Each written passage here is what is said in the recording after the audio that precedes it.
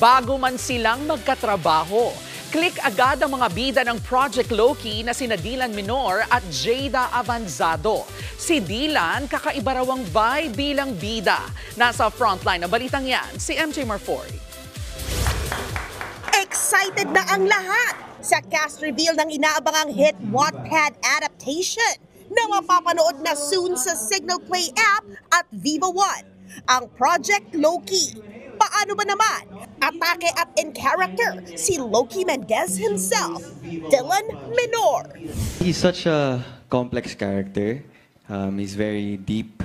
First of all, very mysterious, nonchalant. He's very calm lang, tahimik lang. Pero at the same time, he's also very intelligent, especially when it comes to doing investigations.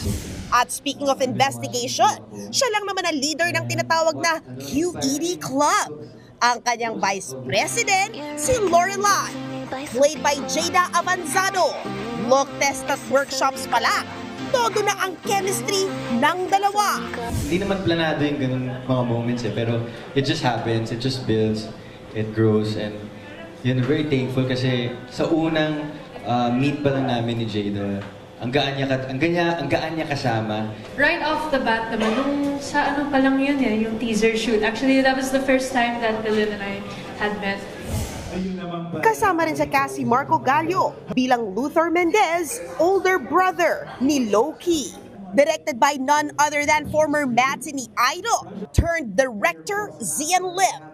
Abangan ang Project Loki soon sa Signal Play app at Viva One. Nagbabalita mula sa frontline, MJ Marfori, News 5. Mga kapatid, Jervy Wrightson po. Eto na nga. Para sa latest showbiz news at iba pang kay-alaman, mag-follow at mag-subscribe na sa social media pages ng News 5.